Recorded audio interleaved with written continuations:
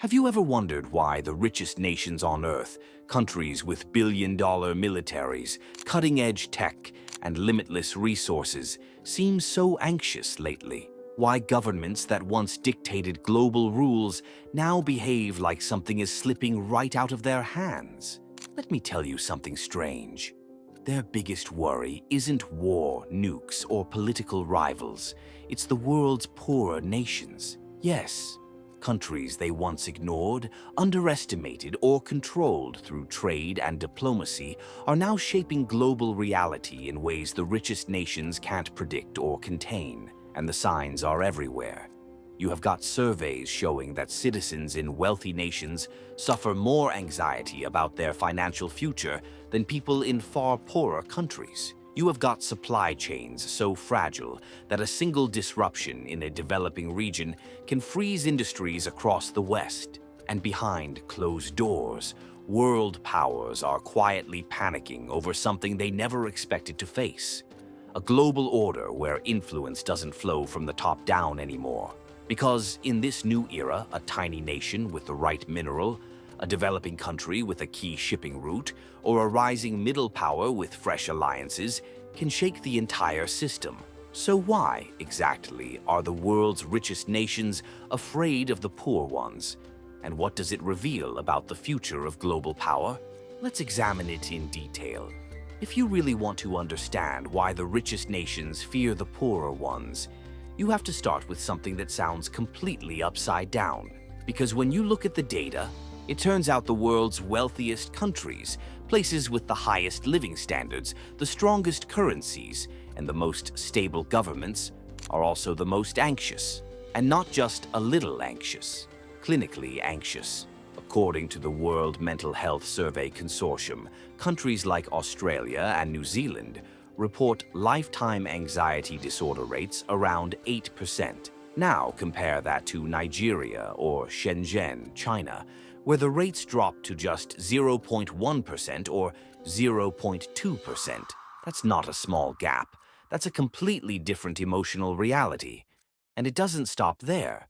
An OECD study found that over half the people living in the richest nations worry about falling ill, being disabled, or simply not making ends meet. Imagine that living in countries with some of the highest purchasing power on the planet, yet constantly fearing financial collapse. So what's going on? Why is wealth failing to produce peace of mind? Here's the uncomfortable truth. The more interconnected and economically dominant a nation becomes, the more exposed it is to disruptions it can't control. A supply chain hiccup in a developing country, a sudden shortage of a minor resource, a political shock in a distant region, all of it can shake industries, markets, and jobs in the wealthiest nations almost instantly. And people feel that instability. They feel the fragility behind the polished surface.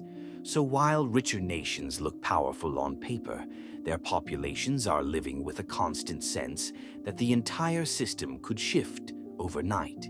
And that brings us to the next big question.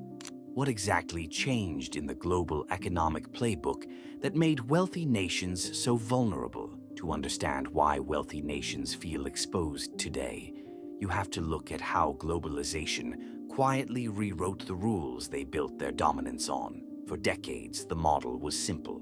Rich countries controlled manufacturing, shaped global trade, and secured the resources they needed.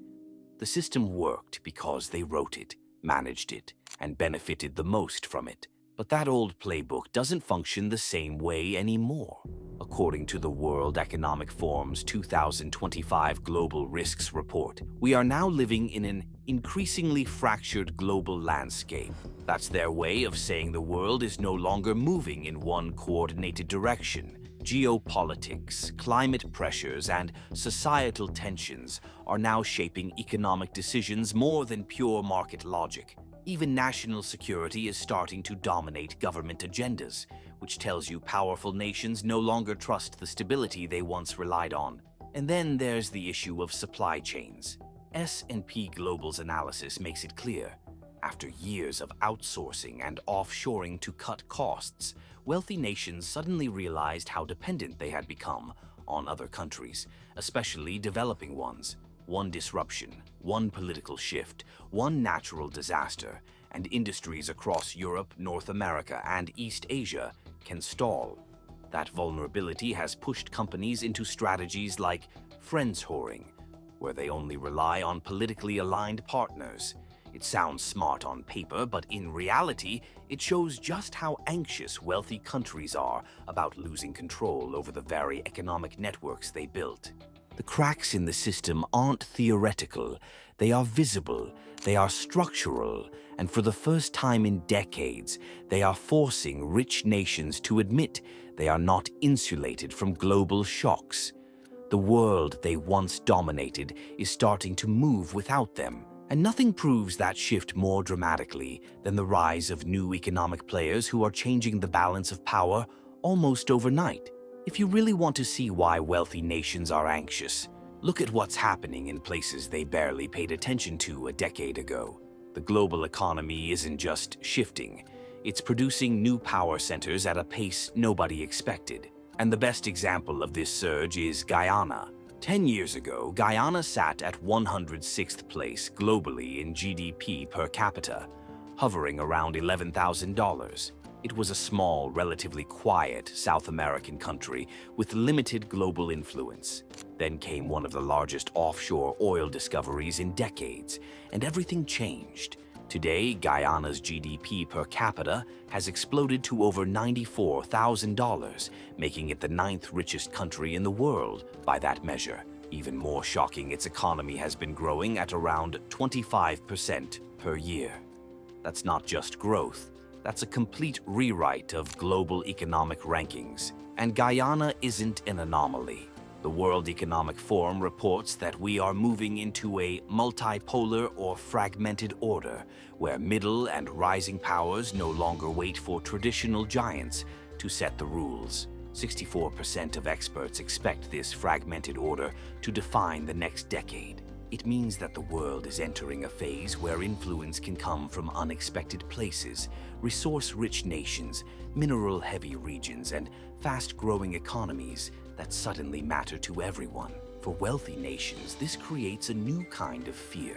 They can no longer assume dominance or expect developing countries to stay developing.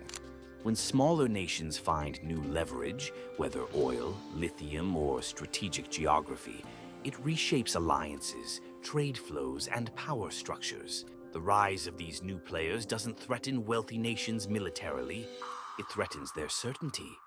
The hierarchy they relied on is slipping, and the economic map is being redrawn in real time. And this shifting map is feeding directly into something even bigger: a global geopolitical recession, where economic power and political conflict are becoming inseparable. As new powers rise and old assumptions collapse, wealthy nations are finding themselves pulled into a new kind of battlefield, one where control over resources, markets, and influence matters more than tanks or missiles. The World Economic Forum calls this moment a geopolitical recession, and you can see why. In just 1 year, state-based armed conflict jumped from the 8th largest global risk to the #1 concern for 2025. But the real story isn't only about conflict, it's about the economic tensions underneath it. Geoeconomics confrontation is now ranked as the 3rd biggest global risk, driven by sanctions, tariffs, and investment restrictions. These tools used to be the West's way of shaping global behavior. Now they are signs of insecurity. When wealthy nations fear losing leverage, they start weaponizing economic ties they once encouraged. At the same time, internal fractures in rich countries are widening. Inequality is identified as the most central risk in the WEF's 2025 report. And that's not just a label. When the top 10 richest countries enjoy an average purchasing power above $118,000 and the poorest struggle at $1,600, the system strains from both ends. Social polarization, involuntary migration, and erosion of human rights are all emerging as major risks. A nation divided internally becomes weaker externally, and other players know it. Then there's the energy shift. For decades, control of oil meant control of the global economy.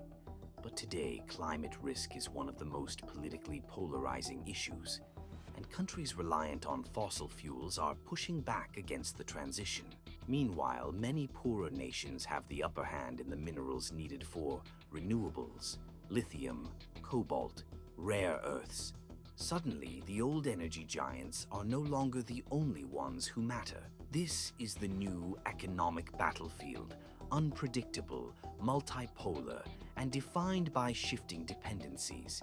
And it leaves even the wealthiest nations realizing that in an interdependent world, control is never guaranteed.